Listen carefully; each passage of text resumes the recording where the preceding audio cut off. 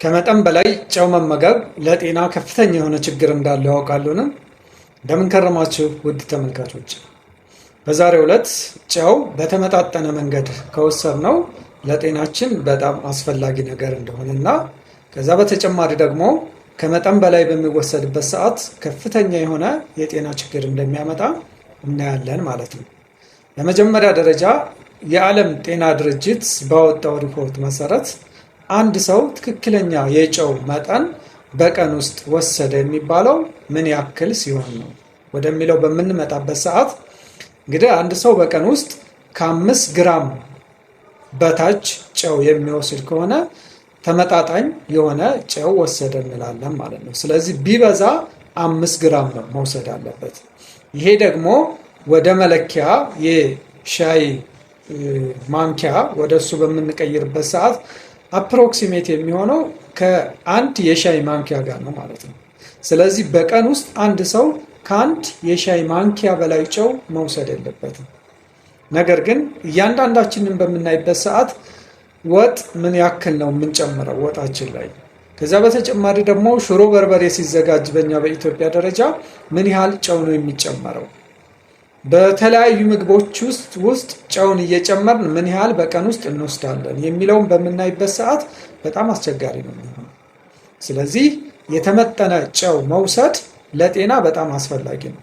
ምክንያቱም ነርቮቻችን ወይም ኢምፐልስ የምንለው ነገር አለና ነርቭ ላይ ከፍተኛ የሆነ ጥቅም አለው። ሶዲየም ስላሉ ጨው የምንለው ነገር ማለት ነው። ስለዚህ ነርቭ ኮንዳክሽን በትክክል እንዲካሄድ ወይም የነርቭ ስርዓታችን በትክክል እንዲሰራ ከፍተኛ የሆነ ጠቀሜታ አለው። ከዛ በተጨማሪ ደግሞ በሰውነታችን ውስጥ ያለው ፈሳሽ ባላንሱን ጠብቆ በትክክል እንዲቆይ ጨው አሁንም አስፈላጊ ነገር ነው።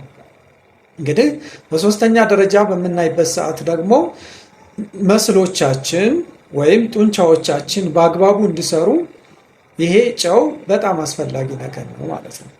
ነገር ግን ከመጠን በላይ የሆነ ጨው አንድ ሰው በሚወስድበት ሰዓት በጣም በከፍተኛ ደረጃ አደገኛ የሆኑ በሽታዎች ይከሰታሉ።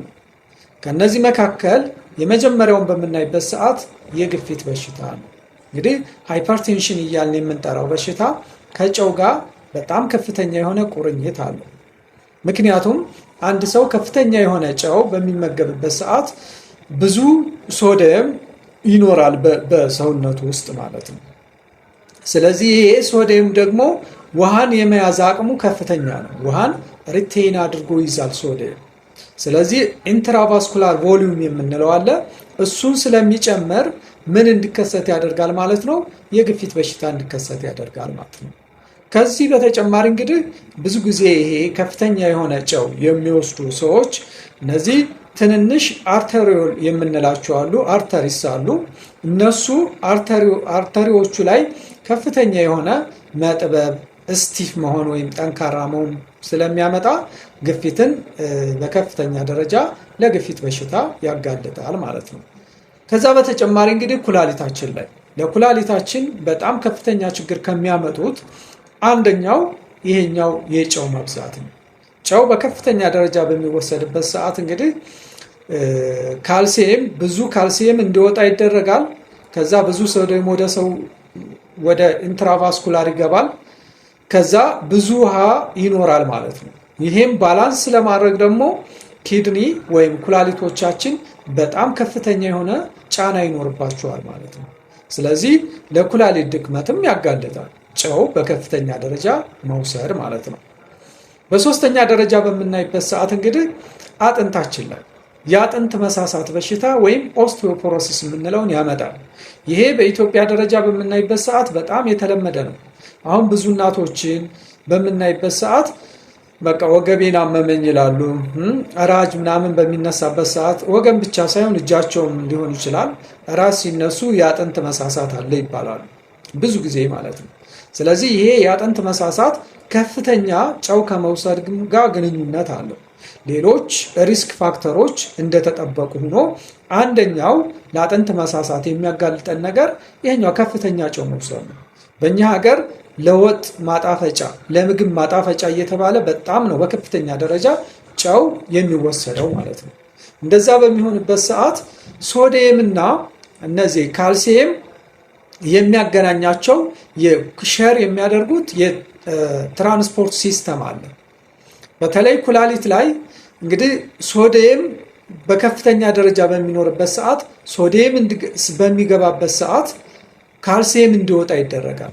ይሄ ካልሲየም ደግሞ ለአጥንት ጥንካሬ በጣም ከፍተኛ የሆነ ጠቀሜታ አለው። ስለዚህ ብዙ ካልሲየም ከሰውነት ውጭ እንዲወገድ ይደረጋል። የአጥንት መሳሳትን ያስከትላል ማለት ነው። ምክንያቱም ካልሲየም ኢምባላንስ ስለሚያመጣ ማለት ነው። በሰውነታችን ውስጥ ያለው ካልሲየም እንዲወጣ ይሆንና ኤክስክሪት እየተደረገ የአጥንት መሳሳት እንዲመጣ ያደርጋል ማለት ነው። ስለዚህ ከፍተኛ ጨው መመገብ ለዚህ አደጋ ይዳርጋል። ከዛ በተጨማሪ የልብ ድካም ሊያመጣ ይችላል። የአንጎል ድካም ሊያመጣ ይችላል። እነዚህ ከጨው ከፍተኛ ጨው ከመውሰድ ጋር የሚገናኙ ነገሮች ናቸው ማለት ነው። ሌላው የሚገርመው ነገር የጨጓራ ካንሰርን ሊያመጣ ይችላል። ምክንያቱም ይሄ ጨው በምንወስድበት ሰዓት ብዙ ጨው በሚወስድበት ሰው አንድ ሰው ቀጥተኛ ጨጓራው ጋር ለጨጓራው ኢሪታንት ነው ማለት የጨጓራ ሙኮሳው ወይም ልክ ሰውነታችን ላይ ቆዳ እንደምንለው ሙከሳ ልክ እንደ ቆዳ ሆኖ ሽፋን የሚያገለግለው ለጨጓራችን አለ። እሱ በቀላሉ እንዲቆጣ እንዲላጥ ከዛ የቆየ ሲሄድም አትሮፋይ እንዲሆን ያደርጋል። ይሄ ጨው በከፍተኛ ደረጃ ሲወሰድ ማለት ነው። ይሄ በሚሆንበት ሰዓት ደግሞ ለካንሰር መፈጠር በጣም ፈርታይል ሶይል ነው የሚሆነው። ለምሳሌ አንድ ምንድነው መሬት በጣም በሚለሰልስበት ሰዓት የእርሻ ሰብል ሲለሰልስ በቀላሉ ዘር እንደሚያበቅል ሁሉ እዛ ጨጓራችን ምንም ላይ ጨጓራ ሲላጥ አትሮፋይ ሲያደርግ ካንሰር በቀላሉ እንዲፈጠር እየተመቻቸልን ነው ማለት ነው። ስለዚህ ይሄን ያመቻቻል ብዙ ጨው በምንወስድበት ሰዓት ማለት ነው። ከዛ በተጨማሪ እንግዲህ ይሄ ብዙ ጨው የሚወስዱ ሰዎች ኤች ፓይሎሪ የምንለው ባክቴሪያ በቀላሉ ጨጓራችን ላይ እንዳድግ በር ይከፍትለታል ማለት ነው። ይሄ ኤች ፓይሎሪ የሚባለው ነገር ደግሞ ግሩፕ 1 ካርሲኖጀኒክ ኤጀንት ነው። በካንሰር በማምጣቱ የታወቀ የተረጋገጠ ባክቴሪያ ነው ማለት ነው። ስለዚህ ይሄ ራሱን ችሎ ሰፋ ያለ ኤች ፓይሎሪ መታከም ያለበት ወይም የጨጓራ ባክቴሪያ የምንለው መታከም ያለበት በሽታ ነው። በከፍተኛ ደረጃ በታዳጊ ሀገሮች ኮመን ነው። በኢትዮጵያ ደረጃም በጣም ከፍተኛ ችግር የሚያመጣ በሽታ ነው። እሱን በቀጣይ ቪዲዮ ልሰራበት እችላለሁ ማለት ነው።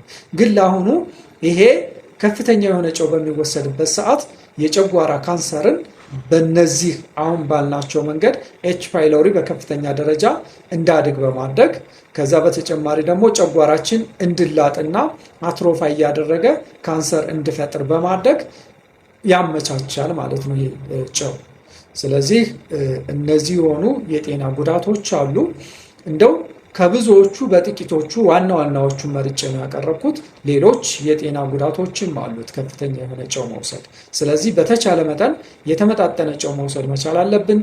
ግን እንደኛ በምናይበት ሰዓት ከምንወስደው ምግብ በተጨማሪ ውሃችንን ስናየው ውሃ ጨዋማ ውሃ በሚሆንበት ሰዓት በከፍተኛ ደረጃ ለጤና ችግር ነው እና ይሄ ውሃ ጋር ተያይዞ የሚሰሩ ሰዎችንም ይመለከታል ማለት ነው። በጣም ለጤና ጠንክ የሆነ ነገር ስለሆነ እነዚህ ነገሮች መስተካከል አለባቸው።